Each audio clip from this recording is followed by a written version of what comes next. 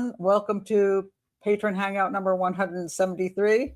And I want to welcome everybody in the chat room who is kind enough to have come back after the first launch of this this Hangout failed dismally. I told you that when I did an extra video, and when I came back, for whatever reasons, they took out all of the overlays I had for this video. Makes no sense. So I killed this one, went back, put in a new Patron Hangout 173, went over here, and all of the stuff I had came back. It's like, it's a glitch. There's a weird glitch. So anyway, hello everyone. Hello, everybody's come back in. You can see and hear me. Good. Well, at least that, and something's not going right today. But anyway, let's get to the show since you all are kind enough to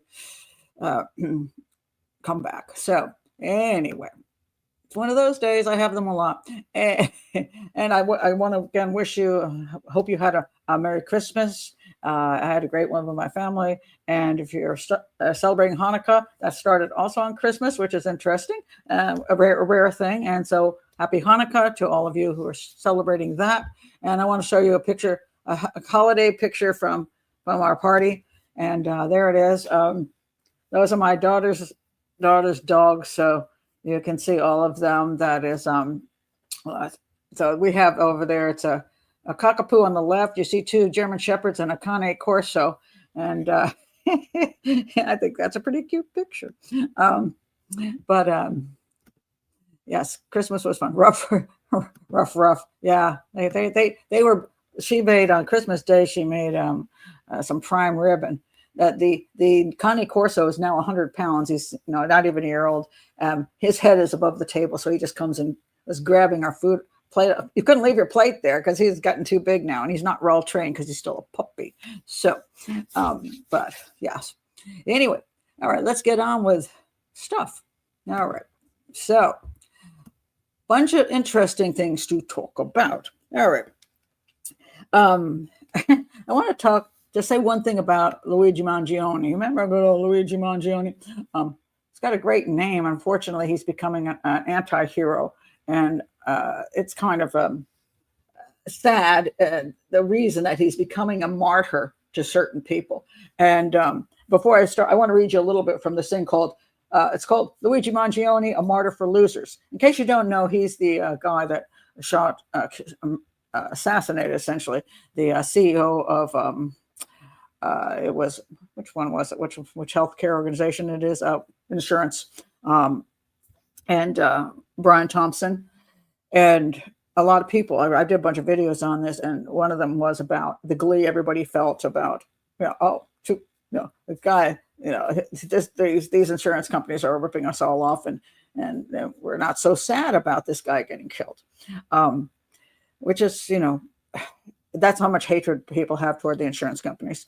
And a CEO of one of them that is making 10 million a year while people are being denied. And they have the highest, it is, somebody tell me which one of the healthcare organizations it is. I just blanked on, which one is it? It's like psychopathy. Yeah, well, there's definitely that. What is it? It's a health, what's the name of that one? I want to get it correctly because there's something kind of interesting about that. Health, what's the name of it? United Healthcare? United Healthcare. Okay. Thank you. United Healthcare. Appreciate that, Kim and Sarah. And Mike. United Healthcare, apparently the denial rate on the two other major insurance companies is somewhere around 13-15%, and United Healthcare is around 33%. So there's a lot of anger. But there's a difference between having issues with the whole insurance situation and thinking that this guy's a hero. Okay, that's two different things. That anybody should be assassinated should not be happening. This guy's, and even if you're not feeling so sad for somebody because you think of them as a mob boss of the insurance cartel, and don't have a lot of sympathy for them, you still shouldn't be pleased or proud of a psychopathic killer, which is what a lot of people are thinking. And I just want to read you a little bit about, in case, before I do that, I want to throw up this picture. I said that After this guy gets caught, I've said, first of all, I don't believe he shot this guy for any political reasons at all. I don't. He didn't have any problem with health insurance. So, and he's rich as crap. I mean, his family's rich as crap. He's not anybody struggling with health insurance. He did it, in my opinion, the same reason a mass murderer does it, to get his day in the sun and to be famous or infamous.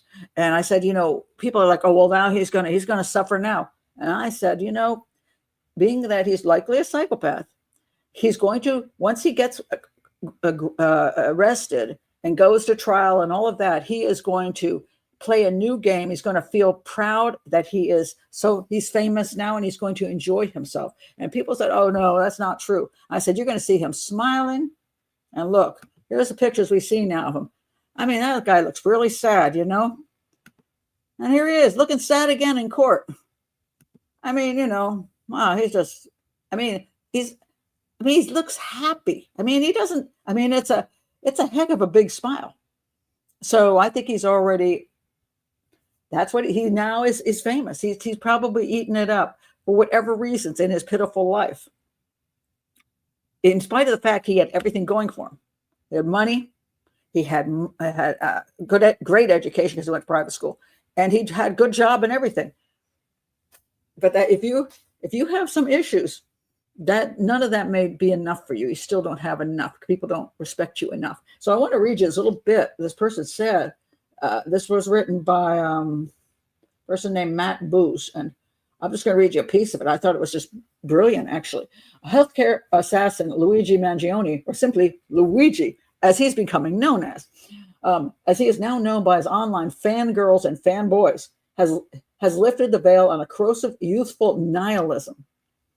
An Emerson College poll found that 40% of people aged 18 to 29 believe Mangione was justified in killing Brian Thompson, the corporate executive randomly selected to be the victim in his juvenile Breaking Bad cosplay. Now, I think that's really well done. Randomly selected. This is correct. He didn't pick him because it wasn't a personal vengeance thing, which it could have been. Sometimes when you have a shooting like this, when you look at why somebody would have done it, you might look at a personal issue. But he didn't have a personal issue. Brian Thompson and even United Healthcare didn't harm any of his family members that we know of. He never complained about United Healthcare per se or Brian Thompson. He just randomly selected him as, well, this will make the media. And he was correct. Mangione's desire to be mythologized, that's true, has been satisfied by the hackneyed made-for-Netflix narrative of his personal decline. And that's true. I usually don't like to talk about mass murders, especially on national media, because I don't like to give them credit. I usually use their names or faces. But you say this wasn't a mass murder. You're correct. It wasn't. But the same thing that he's doing is what the girl who just shot up the school did. It's the same thing. She wanted to be famous. He wanted to be famous. And he picked somebody. She picked her school, which is a very popular thing for a mass murderer to pick if they're a student. Other mass murderers might pick some other location, a mall or whatever. Whatever will get them attention. Maybe shoot up a church, something like that. They may try to pretend that they have some issue. They may pick people of a certain race to shoot down and make it look like a hate crime. Or maybe they'll go to a gay club and shoot a bunch of people who are gay and say, "Hey, see, it's a hate crime." Is it? Or is it just something to get in the news? So he randomly selected somebody he thought would get media attention. And boy, was he correct about that. He's not stupid. Well, he did it, but the crime was stupid. His handling of the crime was ridiculously bad. But in general, intellectually, he's not stupid. He's not good with just street smarts. Let's put it that way. So anyway, the personal decline. They show he had back problems and blah blah blah. Which still we have not seen any proof he even had back surgery, which I think is kind of funny because. If he'd had back surgery, which is supposedly the big complaint he had, and supposedly the back surgery was great too. The fusion worked, and he was up in days, which is unlikely. But where did he get that? He supposedly left Hawaii, came to the mainland, which would be probably back to Maryland, or at least I don't know where. But where did he get that surgery? No one's claiming it. There's no hospital that said he got his surgery here or any doctor. I mean, it was a successful surgery, so somebody should say I did a great job. but we haven't heard that. Anyway, this narrative has been blasted before our eyes by sensationalist and sympathetic media. He has been depicted as a tortured genius of sorts with a tragically wasted potential, which is basically, that is true. He did have potential. Much has been made of his Ivy League education. He went to the University of Pennsylvania, the most spuriously designated perhaps of the Ivies, and his seemingly idiosyncratic political views. He sympathized with the Unabomber's Luddite beliefs and was disillusioned with the pervasiveness of porn, for example. Well, I'm bothered by that too, but it doesn't make me go out and shoot people. But his grab bag of cranky ideas should not be mistaken for profundity. That is absolutely true. Just because he thinks, oh, I mean, I've said a lot of things too, but have I different ideas, things that bother me? Am I so profound that means that we should all be absolutely totally amazed at everything I say? And it says here, Mangione's intellectual sources are dilettantish in the extreme. He cites progressive filmmaker Michael Moore in his magnum opus, an impressively stupid, self-important, superficial rant against corporate greed. Compared to, say, the Unabomber's essay, Mangione makes little effort to justify his crime. And he really didn't. It was quite amazing. It's kind of like pretty wimpy about that. And appears preoccupied with strutting for the public. And doesn't he? That's the big smiles and all that stuff. And he's... with false modesty, he calls his murder trivial and offers help on solving the crime, a move typical of egomaniacs. The media and the members of the jaded public obligingly place Mangione on a pedestal. An absurd, oversized importance has also been ascribed to his victim, a corporate hustler who would have died an obscure figure had he not been gunned down outside a hotel conference on a Wednesday morning. He goes on with this. I want to point this one out. Mangione's chronic back pain has widely been cited as the reason for his radicalization, but his surgery was apparently successful, if he even had it. But after the supposed surgery, he went off hiking in Japan, so he wasn't like laying down every day, not being able to get out of bed. And his family is swimming in money, so it's difficult to imagine cost of treatment was an issue. Yet spectators are living vicariously through Luigi and his rage against the machine. This includes some disillusioned young men. Then it goes on here about the different people who are cheering him on. But he points out, really, basically, he's a loser. And that is true. For whatever reasons, he never succeeded getting anywhere enough in his life. And he could have. But he saw himself as a loser. So you have to understand, mass murderers see themselves as losers. And that's what pisses them off so much. They just don't get the attention they think they should have. People ignore them, because they think they should be that important, instead of just saying, I'm just a regular person. And as a regular person, if I want to get attention of any sort or have people care about me, maybe I should do good stuff. Maybe I should be useful. Instead, I'm a jerk. And so nobody likes me. Yeah. But it's and this incel thing that goes on when you have that kind of crime too. An incel crime is that they know that they're losers and they probably are. Now, people thought this guy was okay because he successfully completed high school, college, had a good job. But they said he wasn't nice. They seem to think he was a nice guy, a lot of people. But I haven't seen anybody really come out and say he was a great guy. So I think that he did stuff, but I don't think he did stuff in a way that really impressed other people, made people. So he wasn't proud of himself. And now he's proud of himself because now he's no longer a loser. He's winning in the game of infamy. So I just thought that was a really well-written article.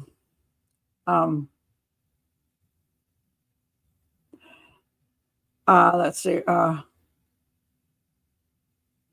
They know they don't exactly hate themselves. They hate that other people don't think that they're the best thing ever. That's what they hate. They hate society, not themselves. They think society is wrong for not recognizing them. So it's not really a self-hatred. I think that's misunderstood with psychopaths. They may be losers and angry that they are, but that's only because other people think they're losers. That pisses them off because they should know. Other people should know better. Should know better. I also want to point out that Oh, that too. I want to wait a minute. Let me roll up here for this comment. Hold on. Which way? I'm having my eyes are fluctuating. So trying trouble seeing anything.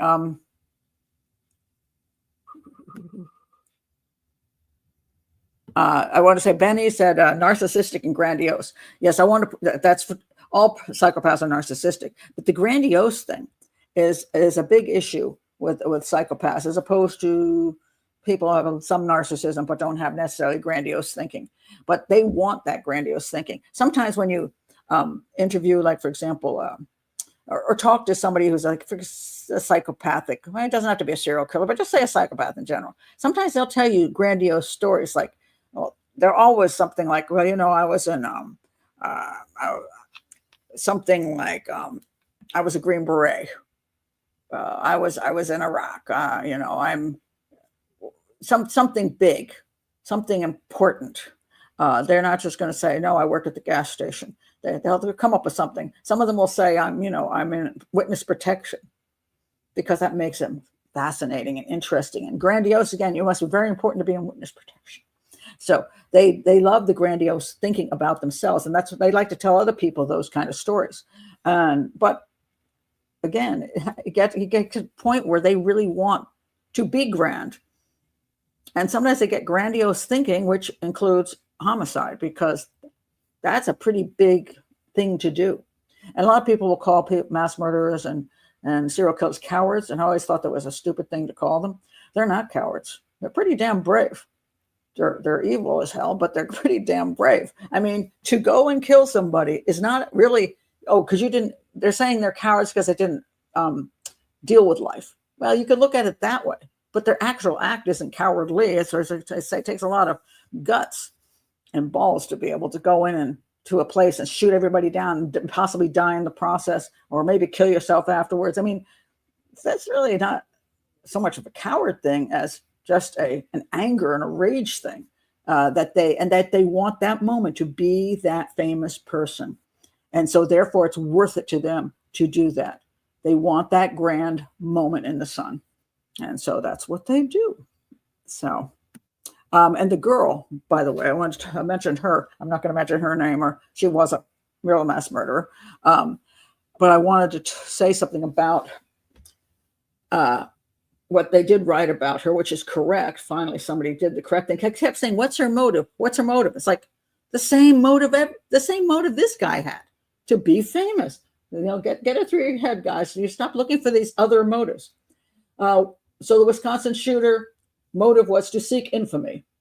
Of course, that's what she said. She would rather be dead than sit in a roll all day. I'm not sure what that even means. What is a roll? Sit in a roll all day. I don't even know what that means. But she would rather be dead than just be a regular person. She has planned to kill herself all along, and this was going to be her. She's going to get notoriety even if she's dead. And you say, well, you're not going to get to see the thrill of it. But some people don't want to go through the prison part of it, but they want to go out knowing that they're going to be famous forever. So they're perfectly willing to die in the process. Luigi, not so much. So McCrary, a former FBI profiler, McCrary said this, and he said, school shooters often seek infamy as they view it as a form of fame without work. That's what they're getting here, fame without work. And I love that. That is exactly what it is. So there's not much work that goes into, you have to get the gun, you got to get your plan down, but you don't have to work your way through life to achieve something. You don't have to spend years achieving it. And now you can say Luigi did work hard to go through college and all that, and on his jobs, he did work. But apparently he didn't think that was, he hadn't reached the level he wanted to reach. And he wasn't willing to do whatever else he needed to do to reach the level in his head he thought he needed to reach. And so she didn't want to bother to even try. So she didn't get out of high school. She's like, to hell with this. I'm just gonna get my fame. I don't want to work at it. And one of the other problems we have these days is a desire to have fame is extreme with TikTok and YouTube, and just a concept that all the stuff that you see, the people from Hollywood and everything, people want fame, fame, fame. And, most love life is most people in life do not achieve fame except in their own families and communities. And that's a sad thing that we even want to raise children to believe they should get fame because it's such a rarity. Fame, and a big type of fame that you're going to be known nationally or internationally. You can be well known in your community. That's a local fame, and that is really what the most important thing is. We need more people who want to be well known in our communities by doing the work that needs to be done. Whether you're a teacher, a police officer, whether you're a pastor of a church, doing things for your community. People say, "I know that guy. He's great." That should be what we want to achieve, because that's a lot more likely that we're going to get there. Let's see. I want to see if he said anything else here. Because I thought there was one more thing. I don't want to go into all the other claims. Oh, this is the other thing I want. Remember I said when I did the other video, and if I remember, I'll link things below, that what is this darkness that's taking over children's lives? Because a lot of this, there's always been psychopaths and narcissistic people, but they didn't always end up doing mass murder, which has increased dramatically in the United States, a lot because of the media, which is why I don't do these stories in the national media, because I don't want to encourage the next mass murder. But it said this girl had a sick passion for watching morbid things. It has been revealed. I said we have too much in our society that's negative and dark. That the constant games of shooting people down and watching blood fly out of them, the gore movies, the just everything that's dark, dark, dark, dark, and that puts you in the wrong frame of mind. And she has sick passion for watching morbid things, probably contributing to why she chose violence. Yes, this is accurate. People will never want to admit it. Oh, well, video games don't do that. Watching movies doesn't do that. Yes, they do. Whatever you put into your head that's negative, that's dark and that kind of thing. Of course it does. If you put into your head all kinds of beautiful things, you're going to probably think in a more beautiful way. I mean, I don't know why people think that, if you eat bad food, you get sick. If you eat good food, you stay healthier. And when there's advertising done on television, they advertise because the more they advertise, the more people get it into their heads and the more they want to buy the crap. So when you're raising children, don't you want them to have good things in their heads? Happy stuff, good times with, helping people, learning things, reading great books, watching happy movies like It's a Wonderful Life, which I just watched with my granddaughter for Christmas. Don't you want them to learn how to cook neat, great food? Don't you want them to learn how to play an instrument, ride horses, do art, whatever, but all these positive things. But if you just let your kids sit around in the basement, sucking up negative stuff, angry stuff, stuff they get on social media, and they're bullying each other and saying rude and crappy things, and then they play games for 5 hours, which are shooting. They shot like 500 different people, and they're all bleeding out, and then they watch movies which are gory movies, and just seriously, you think that's not affecting them? Get out of here. So anyway, she had a membership in a morbid site called Watch People Die, which showed people getting shot to death, run over, and other school shootings. Watch People Die. And if you're a parent, you got to start paying attention to what your whack job kid is looking at. And so she's sitting there obsessing over, look at that. I love watching people die. And then why not make sure they did? I've been saying this forever. And for some reason, we don't seem to get the point that most of us would think if we watched something horrible like that, we would be horrified. As a profiler, I've seen some stuff that you do not want to watch. And it sticks in your head in a negative, not a negative making me want to do it way, but just a horrified, sad way. But a lot of these young teenagers watch this stuff and they get immune to it, and they also get excited by it, and they want to watch more and more horrifying things. So a simple shooting wouldn't be enough. Let's watch somebody's head get cut off. Let's watch this happen to the person. Let's watch torture. Let's watch, slasher films, which we see people being terrorized. And I hate slasher films with a passion for that reason. So it says it right here. It says what she did. Watch favorite show. Oh, she had a membership. Watch people die. Unbelievable. Just sad. I think. Oh, wait a minute. Hold on a second. So sometimes I go to click. Everybody's comments are coming in, and then I click someplace I wasn't trying to click. Let's see. That's Delaney says, being able to show yourself online and receive feedback from strangers is the most dangerous thing to a young person. Also, even to people who are not real good friends. I've always liked Facebook for one reason. If the parent works with that child, the Facebook that child has should only have friends that they know very, very well and are good people. Just like you wouldn't let that kid go over to that kid's house. Their children, your children shouldn't be hanging out with. Well, if they shouldn't be hanging out with them in real life, they shouldn't be hanging out with them on social media either, because they can get really nasty because they're not kind to you. Like my granddaughter has 3 very good friends. And my daughter often takes them with her, on different occasions to do different things. She takes them to the beach and to an anime thing. And, she takes the kids all out for sushi. They're all 10 and 11 years old, 4 girls.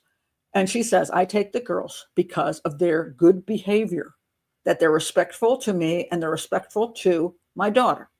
So when my granddaughter's around these kids, she's getting positive feedback from them.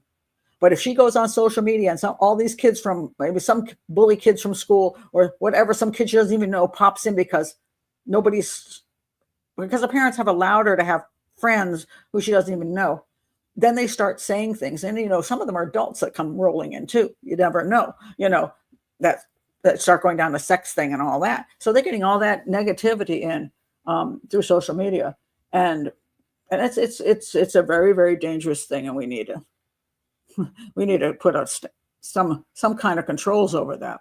And it is very dangerous to a young person. Yes. And strangers shouldn't be where you get your good feedback from. And even as a YouTuber, the bullying issue, I have a video about bullying on my other channel, Dear Profiler Pat. What do I do about being bullied? Well, I can tell you, as a YouTuber, I get it a lot. I mean, a lot. Vicious stuff leveled at me. And most of it I just block. But even I'm a human being. When you see it go by, it's still like, geez, that's not nice. And a lot of people will quit YouTube because they can't take the nastiness. And they're complete strangers, and probably people with psychological problems, some with personality disorders. They're vicious, nasty human beings. And by opening yourself up to the public, you're allowing that into your life. And it's not healthy for a lot of people. So if you're on like YouTube and you're letting strangers affect you, even in my chat room, you're all good in my chat room. This is one of the reasons I usually do patron only chat rooms, because at least it keeps the control. I occasionally do an open one. And then in the comment section, people have gotten very upset in the comment section. Sometimes they'll put up a comment and somebody will come in and attack them. And then they'll get very bent out of shape. And I'm like, this person's a total stranger. Don't pay attention to what they say. Don't care what they say. But it's hard for people. So if it affects you in a negative way, you have to say to yourself, this isn't worth it. And what's most worth it is not strangers, but again, family and community, family, friends, and community. That's where the importance lies. I'm much more concerned that my children like me than strangers on the internet like me. I mean, if strangers on the internet like me, it does help my channel because I earn a living this way and I like to do my work and I want to keep the channel going. So I do appreciate strangers, but but the most important is family. I want to make sure they like me, that my granddaughter likes me, that my friend, the people I deal with right, here out in the world like me. So yeah, there's the internet and social media can be great, but you have to be very careful. And if you have to be that careful for yourself, you have to be double, triple, quadruple careful for any children, because that's where it really gets bad. Okay, let's see. Let's see. There was one more. Okay, I want to talk. There's a couple of things that are really interesting. One is, the JonBenet case. John Ramsey, remember the Netflix thing that came out? This is just kind of made me just shake my head. So JonBenet, the Netflix movie came out. That one, Joe Berlinger's Netflix documentary, The Killing of JonBenet Ramsey. That one came out, and let's see if this is the right one. Nope, sorry. I'm trying to figure out where my picture went. That's my pictures are out of order. Who's this? Oh, that's that. Okay. Is this a picture? Nah, we're back to Luigi. Okay. So anyway, the Netflix show. I want to talk about there is two things about this. The first one is John Ramsey. Let me find it. Oh yeah, this is in the Daily Mail. Of course, this is. I sometimes like the Daily Mail for actually very good crime coverage, in spite of themselves. And this headline is JonBenet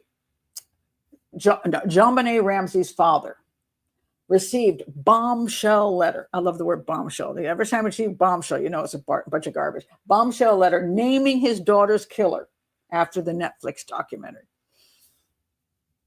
Okay. Really? All right. In the wake of the explosive Netflix documentary, which I hated, and by the way, it has been demonetized by YouTube. I can't figure out why it was demonetized. I didn't show any pictures. I basically just talked about how I didn't like the Netflix documentary. It was basically a film. I was being a film critic. I don't remember saying anything that was particularly upsetting, and they demonetized that video. Go figure. So, and it was doing extremely well. It's one of my best videos in a long time, and could have earned me a decent amount of money, but apparently it was demonetized. So anyway, in the wake of the explosive Netflix documentary about the decades-old case, JonBenet Ramsey's father, John, has received a letter from a woman claiming, okay, that's the correct term, claiming her ex-husband is his daughter's killer.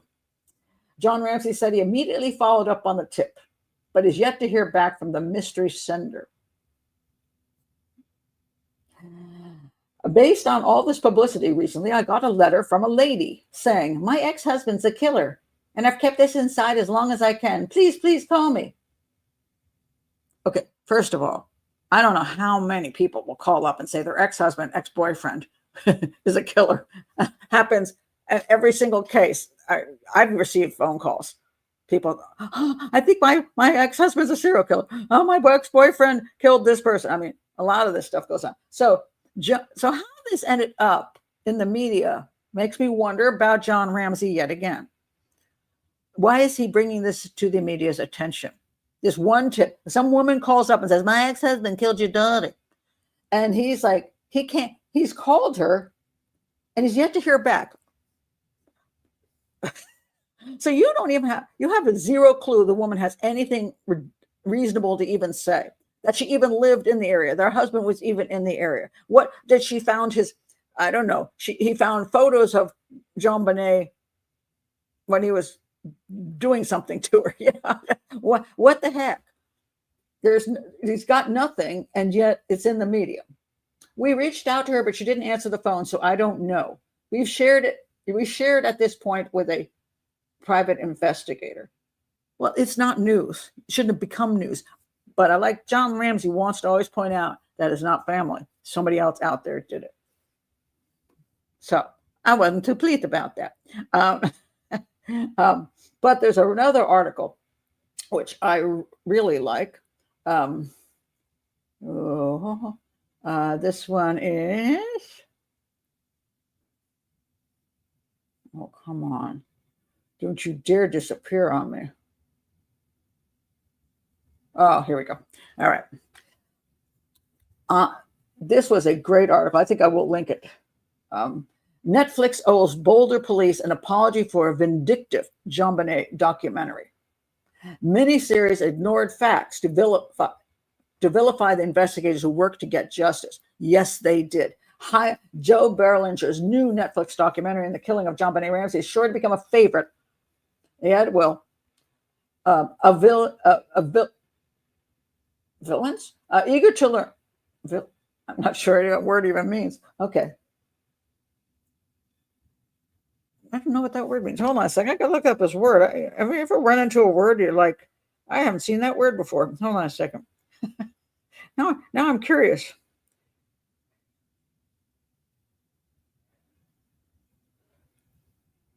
Huh? That's what I thought it said. What the heck? Oh, no, it is villain. I'm looking at it, I'm thinking the only word I can think of, it says become a favorite of villains, eager to learn how to use slick production to distort the truth. Oh, I guess he's calling media producers villains. It was so weird. I'm thinking, was there another definition for this word, villains? Anyway, the narrative is shameless propaganda. Absolutely.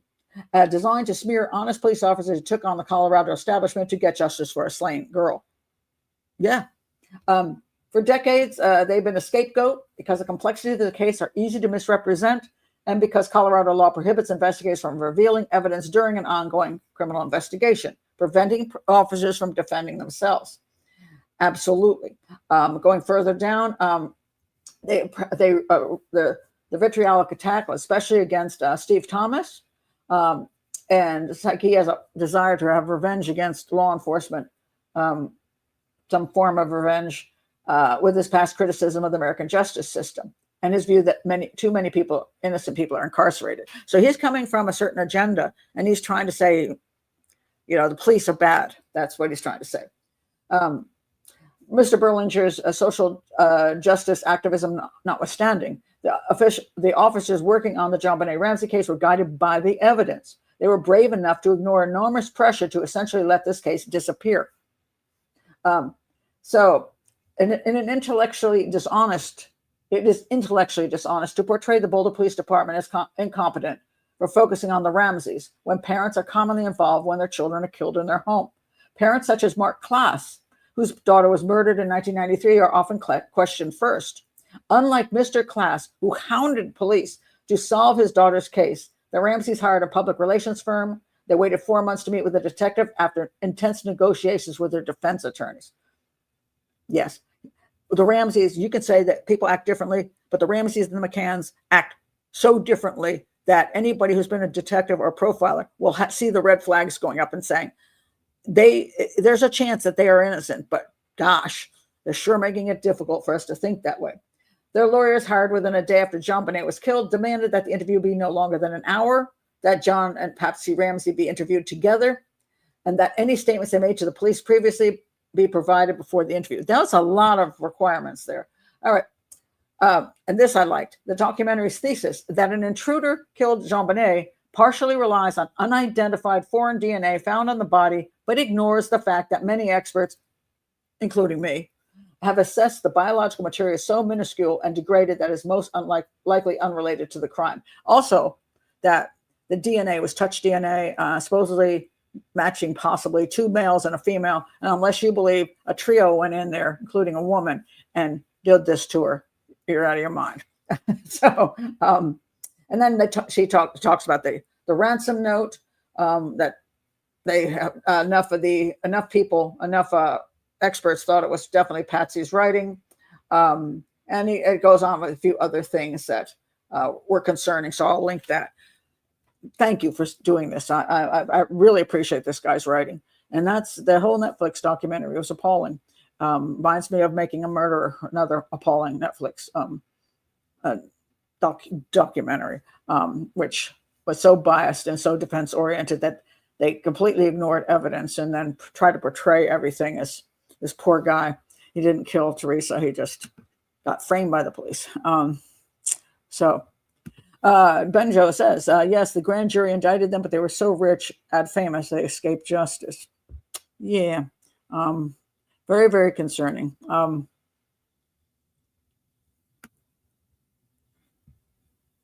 Let's see. Sarah says the grand jury. Yep. That's a good question, Delaney. Did Dad's money help or impact the cover-up? One of the problems that the police have when they go up against a prominent member of the community, it's just that, first of all, when a police officer goes into a house And people say, well, if they were just regular people, this wouldn't be true. Well, that is accurate. A police officer goes into a crack house. They feel very powerful because you got a bunch of crackheads in there, and they're like, hey, you don't feel any kind of like, oh, I got to be real super careful. You don't. And as it gets a little higher, they're a little more cautious. Well, it gets up to very prominent members of the community, and the police show up, and you're going to this big fancy house, and you know these people are well known in the community. You get cowed by them. Just like, I better not screw up. They probably have lawyers. That you start getting fearful that, you're supposed to treat everybody the same, but police officers and detectives are like every other human being. They see the class differences. They're concerned about what might happen to them if they push too hard or they're whatever. So yeah, and as it turns out, when you take a look at the Ramseys, they did lawyer up with top lawyers, and what did the McCanns do? They got their Carter Ruck, and people became, once they got Carter Ruck in the picture too, everybody was afraid to speak out against, to say the McCanns may be involved in what happened to Madeleine. And I got Carter Rucked. I mean, that's why my book was pulled off of Amazon, because they threatened Amazon. And Gonzalo Ramos went through hell because they were Carter Rucked him, pulled his book off the market, and claimed he libeled them and all kinds of things. And it impacted his life in a way that it was horribly sad. And then after that happened, all the media outlets like, we love the McCanns. We think they're innocent. We think the child was abducted. And from that moment on, the Portuguese police still, I believe, think that they are involved. But then the UK came rolling in with Scotland Yard and Operation Grange, and we think they're innocent. And we start out our whole investigation with a remit that says that they are not involved and this is an abduction. How did they get cowed? They got cowed because the McCanns had certain people in their pocket, in a sense, and got the media at some point on the side, and Carter Ruck. And it changed everything from when that happened. And people have all kinds of views as to all kinds of conspiracy theories, a lot of why the McCanns were able to do all of this and get this kind of backing. But in reality, some of it's just that the way it all plays out. So I think, money did have something to do with the fact that, it was harder to deal with the Ramseys and go, do what they needed to do because they lawyered up, which, what guilty people do.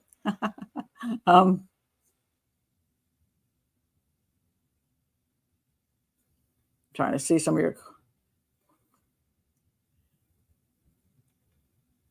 Oh, and also you order my book. Okay, my book is out there. And by the way, just in case you don't want to spend the $2.99, if you don't like reading, I do have the my video, which is a total audiobook on YouTube as well, which is free and available. I read the whole book, so you can also check that out. So speaking of, I want to point this out. So we'll move away from the McCanns here and from JonBenet Ramsey. Oh, wait a minute, we're back to the McCanns. Okay, and here we go. Now we just heard about a new witness comes forward in the Ramsey case, and now we have the new witness comes forward in the Madeleine McCann case. Detective Bernd Stellander tells all. Okay, James English, stop calling him a detective. He is not a detective. He is not. Don't call him that. And I don't know why James English, he really seems to be obsessed with Bernd. He had him off of that big show, and he got like 1 million views on that to help sell Bernd's book. Oh, it's not selling hugely, but he's helped sell Bernd's book. I've done my review of his book. I think his theories are mostly wrong. But he now has him back on because he now has a new witness. Oh my God. This new witness is somebody he claims talked to somebody way back when. And therefore, that person who talked to somebody said they saw a man carrying what looked like a trash bag out of that area of the flat that Maddie disappeared from. And therefore, what he always wants to prove is the Smith sighting, therefore, is meaningless. He has trying to prove over and over again that Maddie didn't didn't die on the night she was reported missing, but the day before. And the whole next day, they faked Maddie being alive by getting the girl at the creche to lie to the police that she saw Maddie that day, and getting everybody and their brother involved with the case, and staging this huge thing. And the Smith sighting is totally meaningless. This is the one sighting where the Smith people, at the time that somebody could have carried Maddie from that apartment away toward the beach, they saw this guy carrying a child. And later on, Mr. Smith thought it was Jerry McCann. Whether he thought it was Jerry McCann or not has never been my point. But then the McCanns, oh, sorry, my feral cat has arrived. Are you okay, feral cat? He's drinking from the water bowl. Are you okay? Making strange noises. So he's thrown up. Why are you throwing up? Anyway, but the McCanns have always refused to even consider the Smith sighting as possibly the guy that carried away their child. And if they're going to, no parent of a missing child would ignore a sighting that could have been their child being carried away. So that has always been my key to this case, which if you read the book, listen to the audiobook or just my video on the case, that's the key to the case. And Bernd desperately wants to get rid of the Smith sighting so he can move the death of Madeleine back a day for reasons which I think serve no purpose whatsoever, but he's got a book to sell. And so you can look, if I can remember my review of his book, I'll put that in there, in the link below. But now he's come up with this witness. And one of the problems I have with him, which, he has not spoken to me or emailed me since I did that review. He sent me his book. And then I said I'd review it, but I'm not going to lie. I reviewed it the way I thought it was, what I thought about it. And I said I'd still be willing to have a beer with him, but apparently he doesn't want to have a beer with me anymore. So, but one of the things he's been doing is he makes these claims that he was trying to lure they saw the McCanns, or somebody who was working for the McCanns up on this hill where he thinks their body is buried.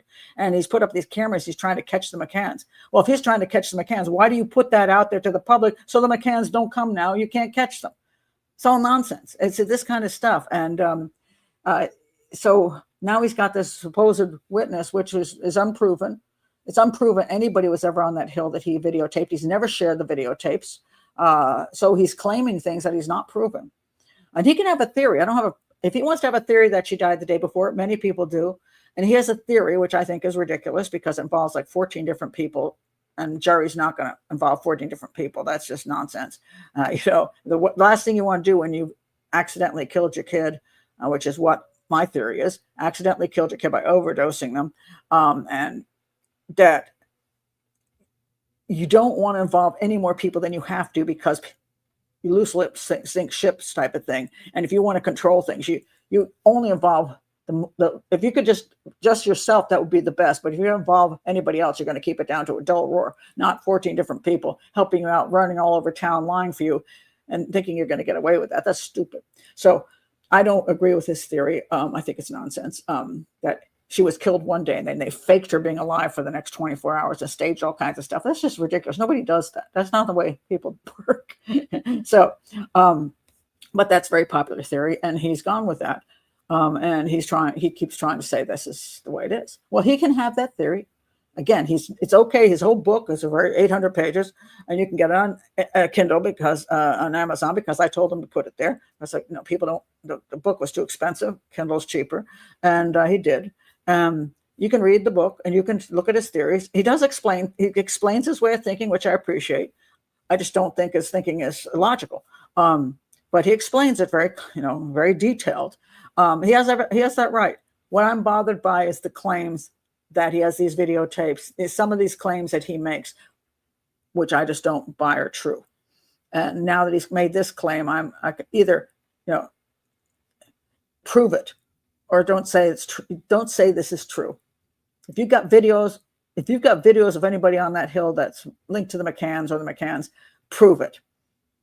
If this person really exists who said this, and I don't even think that thing really makes sense, but prove it.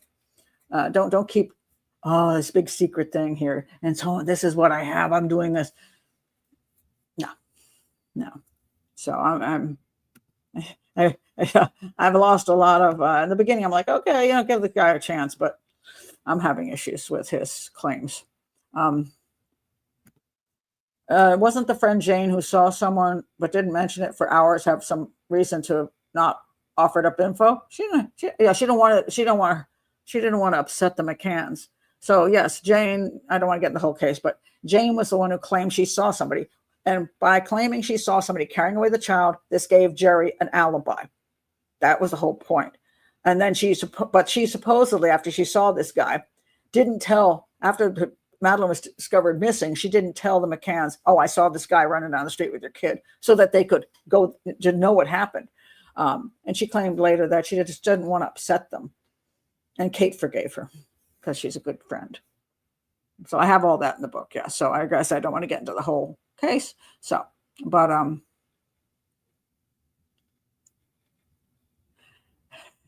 so, oh no, it wasn't, I don't think it was a hairball. I think he was just choking on the water. I don't know what he was doing, but I was like, he sneaks in, he comes in through the cat door, drinks his water, and he sees me here. So he's running off. Oh, he's in his bed. Oh, I take the bed. Oh, hello. So he now sleeps he does like to sit in his cat bed and sleep in his cat bed. But if I move too much, he'll run. So, but, all right. Let's get away from the McCanns. Please. I wanted to talk about, let's see. Okay. Hold on a second. The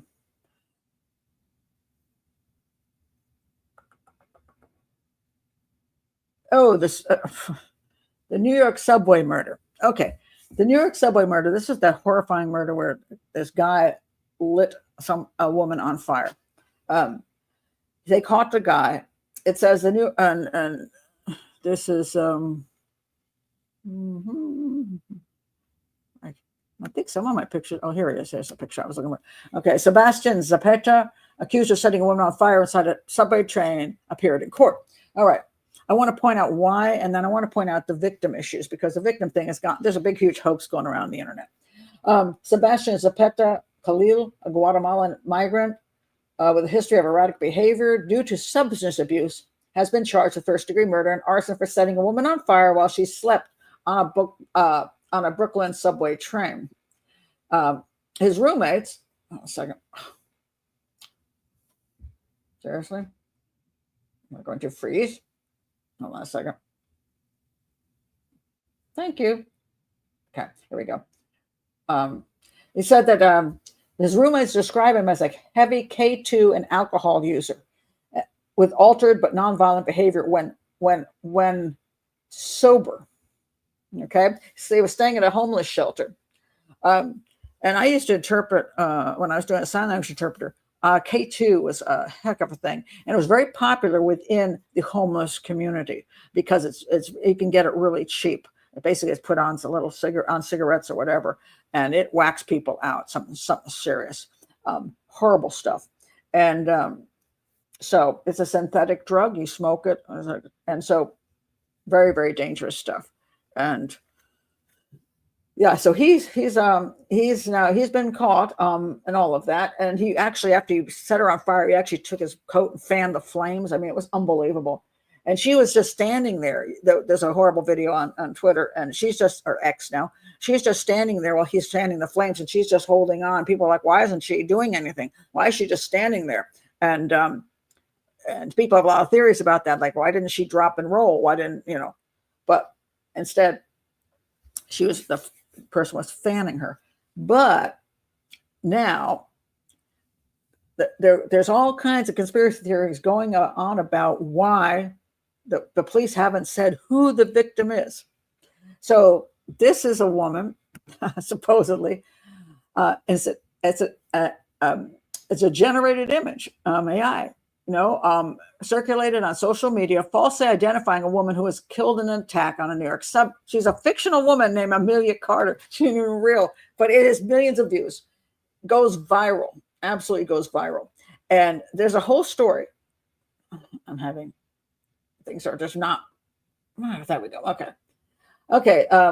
On December 23rd, a post claimed the victim was a woman named Amelia Carter and included this image. All right, the post, which is a hoax, has been viewed 2.4 million times on X at the time of publication. So she, this is a story they told about her. She supposedly, this is the post shared, said, this is Amelia Carter. She was burned alive on the subway yesterday. And that she worked, and what did she supposedly do? Worked as an intern for Bernie Sanders during his 2016 presidential campaign, and that she was a nurse at Mount Sinai Hospital in New York.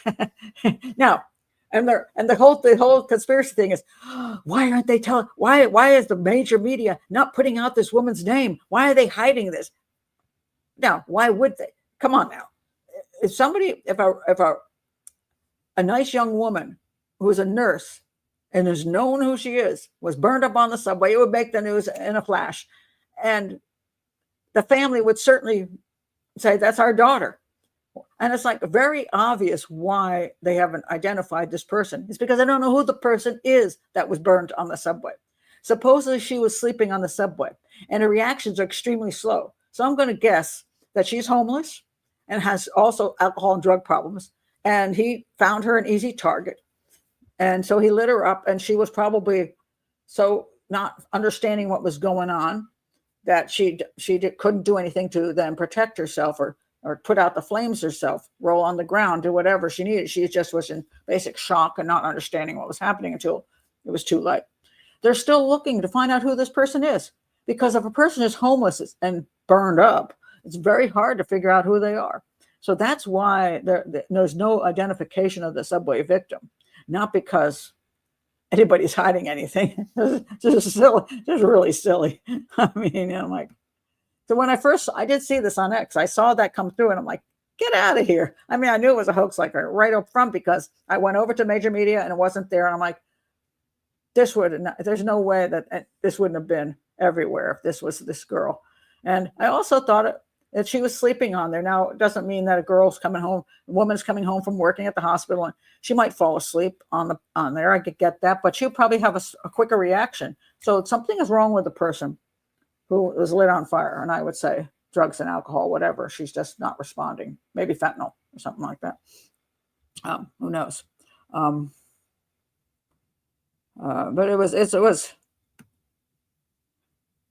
Well, you need something, dental records, this kind of thing. But the problem is a person's been homeless for a long time, and it's going to be tricky. And if it might take a long time for them to identify her, if they ever do, there might just be one of those, we don't know still who it is, until maybe somebody will say, we had a homeless woman living right here or sleeping here, and she's been missing now, and we think it's her.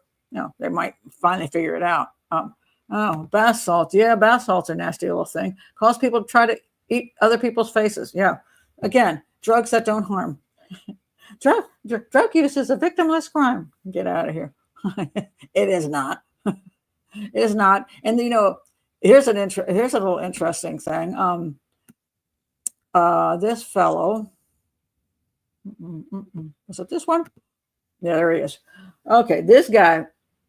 He's just been released from jail, from prison. This is Fabio Ochoa, former member of the cartel of Medellin, and he is now home in Colombia. Isn't that nice? All right. And I'm like, why the heck is this guy out? It just pisses me off. So that's him. One of Colombia's legendary drug lords and a key operator in the Medellin cartel has been deported back to the South American country after serving 25 years of a 30-year prison sentence. Now, I'm sure there was a deal made, but it pisses me off because I think a drug lord should get the death penalty. And if you don't believe in the death penalty, fine. He should have life without parole, period. Should never, ever get out. But he served 25 years. A short while later, he was free, again, a free man. He served... Ochoa arrived in Bogota on a deportation flight on Monday afternoon wearing a modest gray sweatshirt. How lovely. And carrying his personal belongings in a plastic bag After stepping out of the plane, he was met by immigration officials in bulletproof vests. There were no police on site to detain him. They took his fingerprint, and they confirmed through a database that he was not wanted by the Colombian authorities. He's now free to join his family. Now listen to what he says. This is this guy now, right? Still looks pretty young. I was framed, Ochoa claimed as reporters at Bogota's El Dorado airport asked if he regretted his actions. I was framed. The former cartel boss smiled as he hugged his daughter, whom he had not seen in 7 years, and said he would go to Medellin to live with his family. The nightmare is over. He's 67 years old. All right. Now, who is this Ochoa who was framed? Okay, Ochoa and his older brothers amassed a fortune when cocaine started flooding the United States in the 1970s and 80s, to the point that in 1987, they were included in the Forbes magazine's list of billionaires from drug sales that are killing people in our country and in their country. Living in Miami, Ochoa ran a distribution center for the cocaine cartel, once headed by Pablo Escobar. Escobar died in a shootout with authorities in Medellin in 1993. And again, I tell people this all the time. If you want to watch one of the best fiction, it's a fiction version, but based on Pablo Escobar. It's not a documentary, but it feels like it. And the guy who plays him is fantastic. And it's called El Patron del Mal. El Patron del Mal. There are subtitles, and it is one of the most brilliant things I've ever seen. Amazing. And you'll learn all about Pablo Escobar and how he became the big drug lord and all the way to the end of his life. It's a fantastic series. And it's on Netflix. One of the better ones on Netflix. Ochoa was first indicted in the United States for his alleged role in the 1986 killing of Barry Seal. I don't know how many of you remember Barry Seal, an American pilot who flew cocaine flights for the Medellin cartel. That became a big thing. One of these days, I have a show I need to do, which has connection to Barry Seal and an FBI agent who went bad. But that'll take me a lot of work. I have to put that one together. So he was alleged. He had his alleged role in the 1986 killing of Barry Seal. But then he became an informant for the Drug Enforcement Administration. Along with his two older brothers, Juan David and Jorge Luis, Ochoa turned himself into Colombian authorities in the early 1990s under a deal, which they avoided being extradited to the U.S. The three brothers were released from prison in 1996, but Ochoa was arrested again 3 years later for drug trafficking. What a surprise! And was extradited to the United States in 2001 in response to an indictment in Miami naming him and more than 40 people as part of a drug smuggling conspiracy. He was the only suspect in that group who opted to go to trial, resulting in his conviction and a 30-year sentence. The other defendants got a lighter prison terms because most of them cooperated with the government. And then his name disappeared, sort of, because all these Mexican drug traffickers kind of became very well known. But you can also see the Netflix series called Griselda. It says here this former member of the Medellin cartel was recently depicted in the Netflix series Griselda, where he first fights that plucky businesswoman, Griselda Blanco, for control of Miami's cocaine market, and then makes an alliance with a drug trafficker played by Sofia Vergara. And he's also depicted in Narcos, which I didn't like. I did not like that series particularly. The youngest son of an elite Medellin family that was into ranching and horse breeding, and cuts a sharp contrast with Escobar, who came from humble roots. So in other words, his family was quite wealthy, but wasn't wealthy enough, So now, this last sentence is really good. A retired assistant U.S. attorney, Richard Gregory, who was on the prosecution team that convicted him, said authorities were never able to seize all of the Ochoa's family's illicit drug proceeds, and he expects that the former mafia boss will have a welcome return home. He won't be retiring a poor man, that's for sure. I think that it's amazing to me that you can actually arrest a person of this magnitude in the drug trade, and yet he doesn't get life without parole or a death penalty. I find that atrocious. And yes, I suppose they're making these deals so that they can make the deal so they can get a lesser sentence, and all of these other ones too. So mostly that's helping take down certain cartels. But I don't know. I find it amazing that that kind of person who caused that much damage to more than one country, his own country. I mean, Pablo Escobar caused a tremendous amount of damage to his country and to our country in the U.S. and to many other countries too. And one of the problems they have down, Mexico's suffering from the drug cartels. A wonderful country, except that the drug cartels have made it hell to live in certain places there. And of course, the same drug cartels are destroying a lot of our country. So why we take this so lightly, I don't know. So, let's see. Oh, wait a minute. Melissa says the one Sofia Vergara isn't as good as the Cocaine Godmother one. I think that's the. I don't know. I don't think I saw that one. Yeah, definitely a monster. Mike, you're right. She was a monster. Sarah says she was a gangster. Yeah, of the worst kind. Of the worst kind. No, that's what I'm talking about. It's in Spanish. This is a Colombian one. There's the American version. There was one. I think it was there was another one done. There's two things on Pablo Escobar. I hated the one, the newer one. The dramatization that was good about Escobar is El Patron del Mal, and it's from Colombia. That's the one you want to watch. Don't watch the other one. But the guy who plays, let me find his name again because I think he's amazing. You think you're actually looking and hearing from Pablo Escobar. He's that good. He's just absolutely freaking amazing. Patron del Mal. The guy who plays him is let's see. That is I always forget the guy's name, which is I forget everybody's name. Oh, where is it? Okay, where's starring? Yes, Andres Parra. Andres Parra. That's the only one you should pay attention to as far as the other one. Just I can't do the other one. Let me see what the other one was.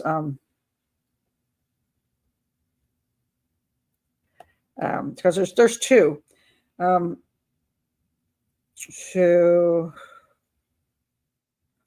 Okay. I guess it was a Narcos. It was a Narcos one. Narcos is generally considered the most accurate portrayal of Pablo Escobar's life. It was not. El Patron del Mal just wipes it. It's just there's just no way. Jeez, no. But yeah, I forgot who played who played Pablo Escobar the best. This person says Wagner Moura is an actor who earned his first Golden Globe for his nomination for his role of Pablo Escobar in the television series Narcos. He is no way as good as the other guy. There's just no way. I don't know what they're even talking about. Yeah, El Patron del Mal. Watch that one. Andres Parra. So I know I'm very highly biased on that one. Super biased. It's one of my favorite series of all time because it's fascinating because they include all of the journalists and the politics, and it's just it's brilliant. And you can see the damage he did, and you can see he plays the psychopath so well. And you can see why he was able to accomplish what he did because of the way his brain worked and the way he manipulated people. And he was it's fascinating. I mean, I can't tell you. It's just, if you want something fascinating, watch that. El Patron del Mal. Andres Parra was Escobar in Patron del Mal. Yeah, that's it. Thank you for putting that on the screen. Yes, definitely. So that's the one that I stand by as being the best I've ever seen. And one of the best, just one of the best series I've ever seen, regardless of the fact it's about Pablo Escobar. But because they included the journalists and the politicians and the community in it, it's not just he's a pretty cool dude. It's not like a glorification of Pablo Escobar. It really shows what Pablo Escobar did to Colombia. And it's amazing. And you get to like people that he then kills. So, it's so well done. It's brilliant. It's brilliant. I just wanted to point this out. This is just a local thing, but get this. I was going to talk about this last week and didn't get to it. This local story. Can you believe this? All right. Video captured a 14-year-old girl being beaten up at school and being left with broken bones. And there were no charges. A 14-year-old girl was beaten during 2 back-to-back attacks that happened at Potomac High School earlier this month. I thought that was in a wealthy area too, but it's in a public school. But Potomac, Maryland is really a nice area, unless it's changed. The 6 classmates who assaulted the teen were expelled, but never arrested. And now her mother wants justice for her child. Juanita Caldwell said that the assault was caught on video and shows her daughter Kayla being punched in the head while on the floor of a closet inside the school during the second attack. She was left with a broken nose, broken hand, and bruises all over her body. Caldwell has asked Prince George's County State Attorney's Office to pursue arrests and charges, stating it was a criminal act.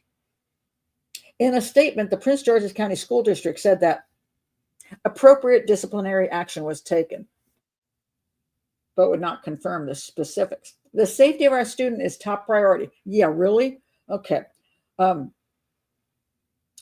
And our safety and security personnel immediately responded to the incident and incident. It wasn't an incident. It was a crime. And worked with school staff to conduct an investigation. It's a crime.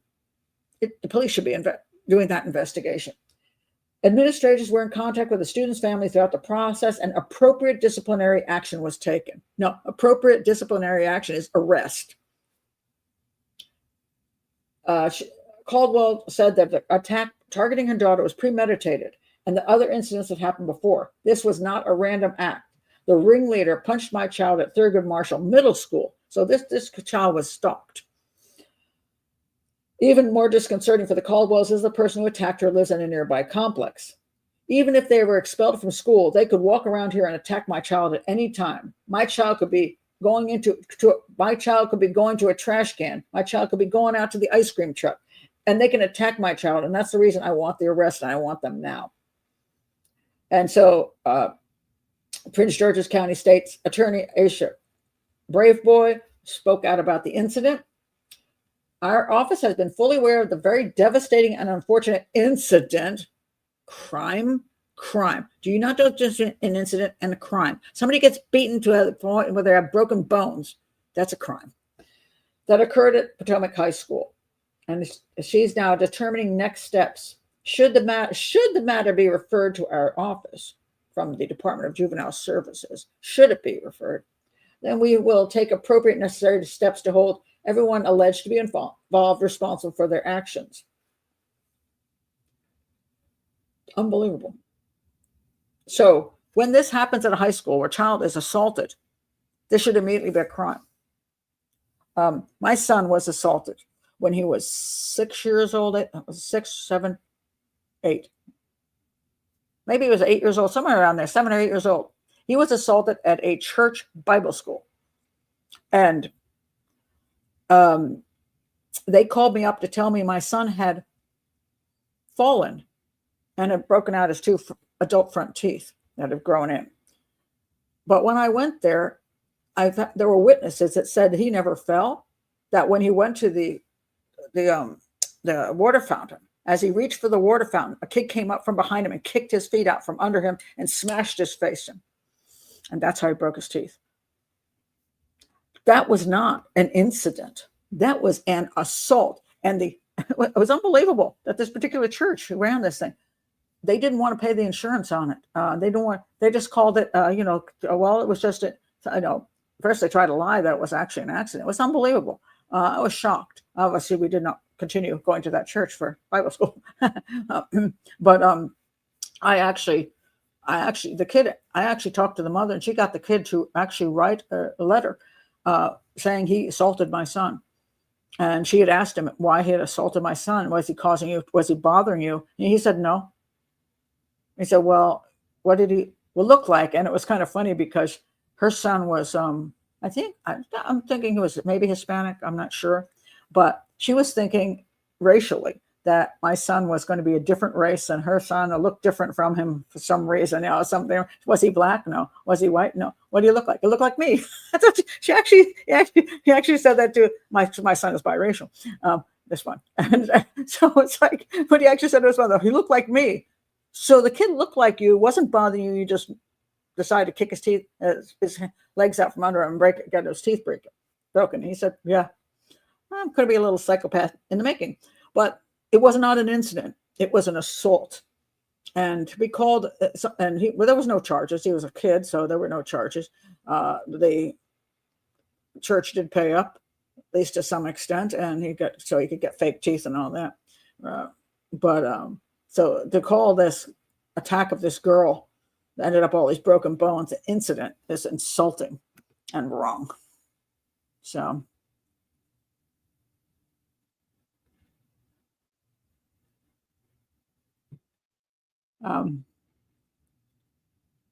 It's terrible when any bunch of people lie, including our school system, regardless of who it is. A lot of times they're protecting themselves from lawsuit, so they're not willing to tell the truth. So yeah, pretty bad. What? I got bit in the neck by the neighbors. Sorry, I just have to laugh. That's awful. What the heck? Were they vampires? I mean, what were they? That's awful. My God. Oh my God. Oh, that's an attempted murder. That's another question. Was it attempted murder even more than just an assault? Not my son, but the kid, the girl. But it's terrible. I mean, to just call it an incident is one of the problems we have with a lot of what's going on in the school system these days, because they downplay things. There's an incident where the student did something to the teacher. No, the student assaulted the teacher. That's why the teacher doesn't want to teach there anymore, because he got assaulted by the big student who was, he's a freshman in high school, but he's 21. So not so good. Let's see. Anything left here?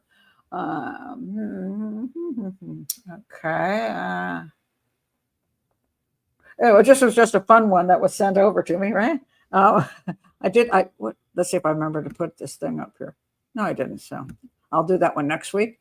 Let me look at my time here. This was just an interesting case in that the way this person, okay, this is and I don't want to get into political discussion on trans stuff, okay, but the interesting thing is what people are allowed to do in prison. Trans identified male killer removed from female prison after sexual interaction with female inmate sues to be moved back. Okay, so this guy, he murdered his parents, by the way. And I'll call him a guy because he was at the time. He murdered his parents anyway. So I think this is a picture of him. Yeah, this is when he was convicted of murdering his parents. Now, how did he murder his parents, you ask? Okay, let's see. I want to find the part where, okay. He was incarcerated. Okay, wait a minute. I want to, where's the thing about where he knocked off his parents? It's horrible.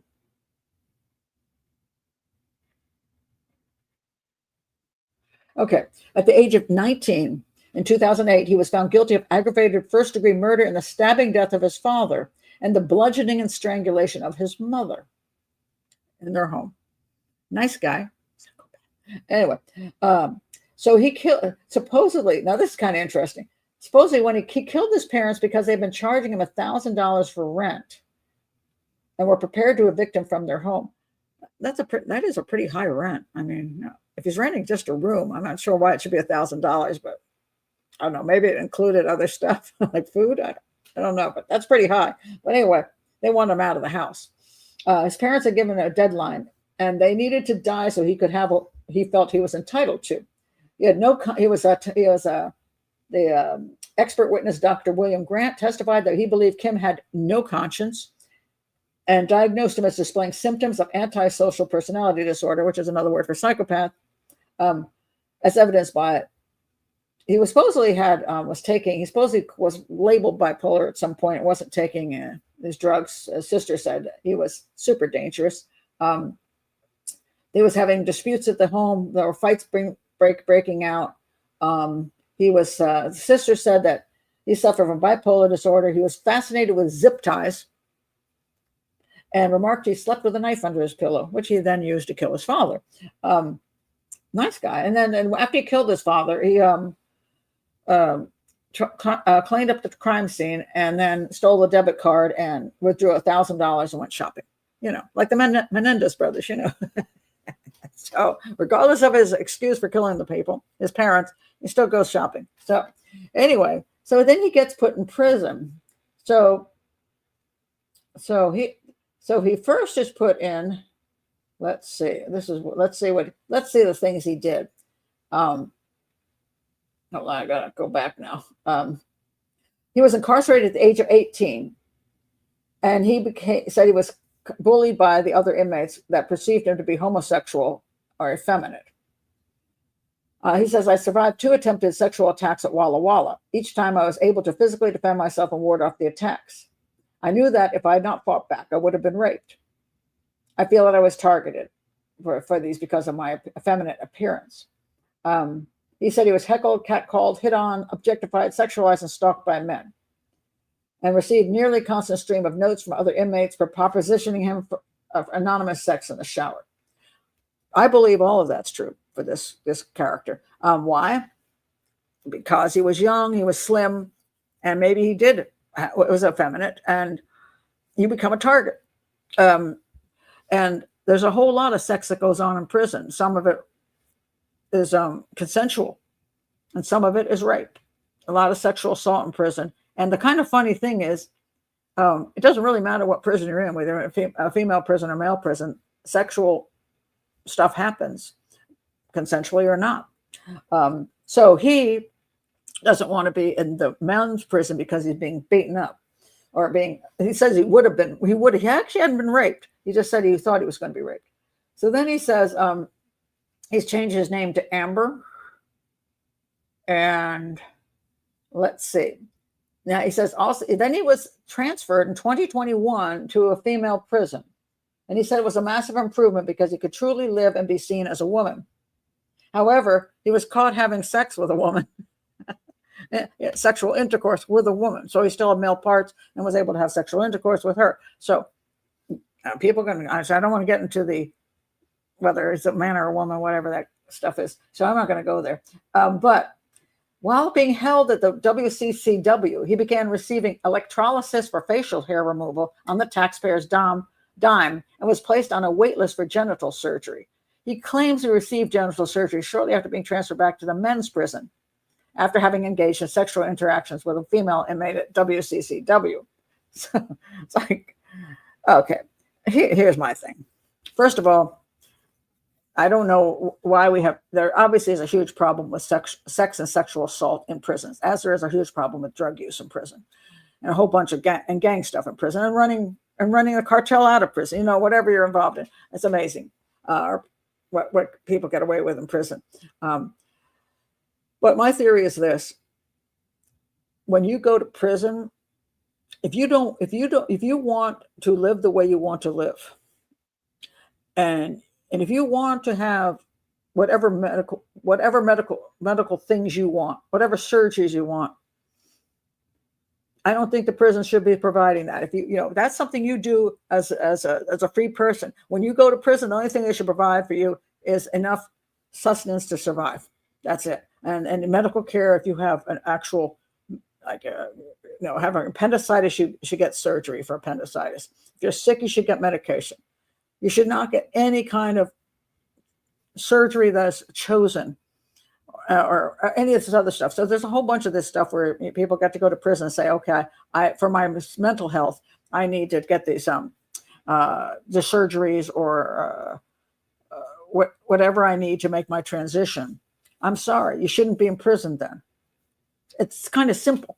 I mean, if you commit a minor crime, you can simply have to wait it out till you get out of prison and do whatever you damn well please. If you're a psychopathic murderer, I don't think you deserve a damn thing. And if you have to live in a body you don't like, too bad. you too bad. You shouldn't have gone to prison. You shouldn't have murdered people. I don't understand this kind of thing. And then that you get to choose what prison you want to stay in. It's nonsense. It's absolute nonsense. The prisons, I think, should do a better job of handling the prisoners, but it's pretty tough when you get a whole bunch of criminals together and a whole bunch of violent people together. So I mean, I wouldn't want to have to deal with running a prison, I'll tell you that. But I also don't think that psychopaths should get to play their little games and get what they want either. So for my mental health, I need eye bag removal surgery and lip liposuction, but that's not going to happen. Yeah, I mean, a lot of us would like a lot of things to make ourselves feel better, and but it's kind of funny.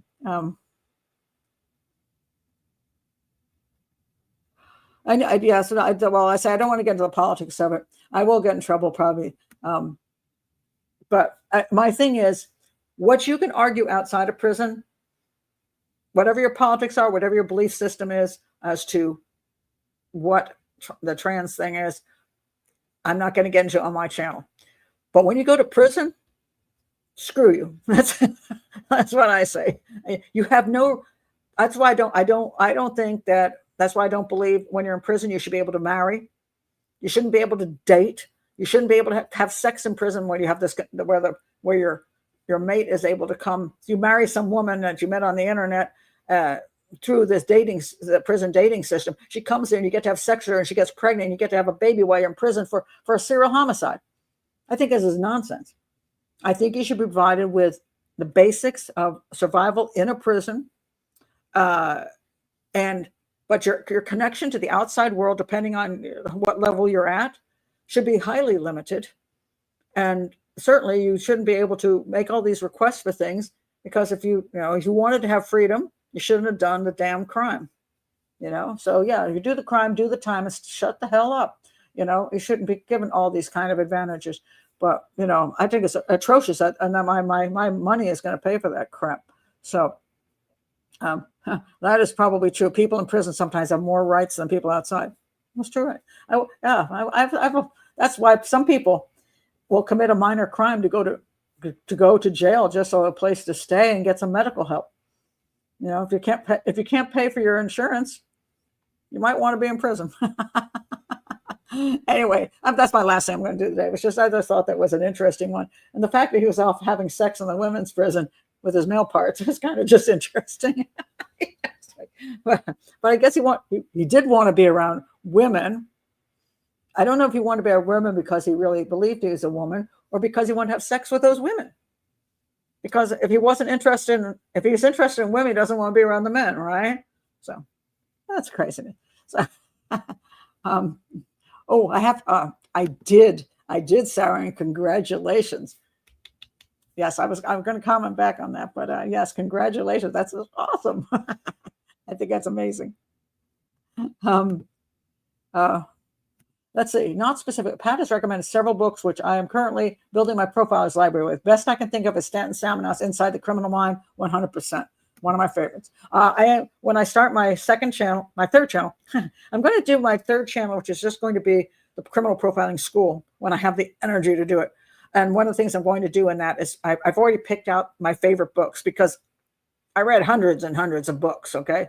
I think I stopped counting at 400 that to become a profiler and to study the field. But having done all of that, I still think these are the best. There's only some that I consider the best books. Not that you shouldn't read more, but I've selected out the ones I think are the best there is for understanding profiling. And so I'm going to have five different playlists, which is going to be, so I can remember what they're going to be. Criminal profiling, crime, criminal profiling, psychopathy,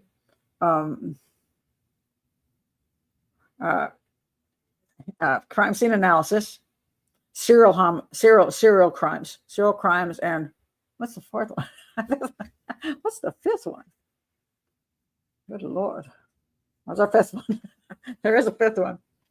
But I've already got it set up. So, but I will in that I will show all the best books for each one of those segments. So but you're going to have to wait around for a while, like into 2025. No, actually, no. I will do statement analysis comes under my crime analysis, essentially crime analysis, because I don't do the kind of statement analysis that is done by Peter Hyatt or by Deception Detective. I would recommend both of them. I don't do that kind of, and the reason I say that, understand, my thing is for detectives, and detectives do not have the time to become a top level statement analyst person, unless they decide to go that direction. If they want to go that direction as a side thing, that's fine. But if you're working a case, if you're on the homicide squad, first of all, most of them don't get any training at all. That's the problem.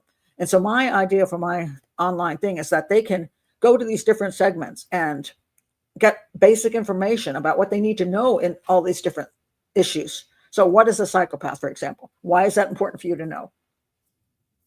Because you have to interview the guy and you want to recognize that. If, as far as statement analysis go, I'll do a thing on statement analysis, but my thing is red flag statement analysis for detectives, because they're never going to spend that much time analyzing every little detail of everything. They don't have the time. They have to see things like, what did he say that I should be going, huh? What did he just say? So I'm going, that's kind of thing I think is very important. You can, people think that to be a profiler, you need to study psychology for get a master's in psychology or a PhD in psychology. No, you don't, because you're not interested. You're not trying to fix them, which you can't, because they're psychopaths. And also, you don't really care that much about how they got there. Your point is, when you're analyzing a crime, can you recognize psychopathic behavior, or with the people involved, can you recognize psychopathic behavior? That's what's important. So you want to learn about it, but if you're a detective, you're not going to go and get yourself a psych degree. So you need to know what you need to know. And I think sometimes if you make it too big, it gets too academic and it's not useful. So mine is practical stuff. So that, and then they can go from learning. Anybody can do it, not just detectives. You want to be a profiler, it's good too. If you want to just learn things in general, it'll also be good. And then when one learns about certain things, then one can go into any of my case files and see me analyze the cases. So, I've got tons of case files, but I want to have this school, and then the case files will also be useful. Once people start learning this stuff, they can go to the case files and see it in action. So that's the idea. But hopefully it's 2025, but it's a lot of work. And so, yeah, it's a lot of work. Who's making delicious cake? That sounds good. Yeah. All right. So anyway, that's it for tonight. I'll be back on Sunday with a case. I'm not sure which one yet, of course. Yeah. Anyway, so I'm glad. I hope you all had a great holiday and are still having a great holiday. And so I'll see whoever is here on Sunday. And again, thank you for being in the chat room. If you're new here, do join Patreon to be in the chat room and support this channel, or just subscribe, because it keeps me going. And I will see you guys later. I've got technical problems here. My technical problem ending. Bye.